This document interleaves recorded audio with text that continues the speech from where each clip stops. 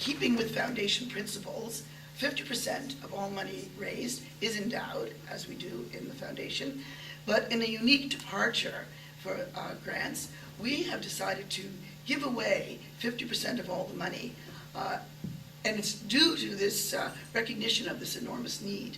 And so we made it an arrangement that we would like to give away $1,000 a month, 12 months a year, hopefully in perpetuity, to a variety of groups. This is truly an honor because everything we do with our food bank is strictly volunteered, strictly helped by the community. Last month, as an example, our food bank served over 60 households, representing 80 adults and 115 children. Not only is our community garden expanding, we're also building a 1,500 square foot greenhouse so we can learn to plant seeds earlier and harvest later to also help the food bank out. This grant is something I think is quite unique. We are putting on what we call a crock pot cooking class for 20 of our food bank clients. We're bringing them in, we're giving them recipes that they can use in a crock pot with foods typically available from a food bank, sending them home with some recipes and sending them home with the crock pot so that they will have the tools in which to help themselves and feed themselves better. So this grant is going towards our crock pot cooking that we can help the families that are really struggling out there. So thank you very much, Mrs. Rosen. I appreciate it. The In From the Cold shelter opened in 2000 as an overflow shelter in the city of Kingston.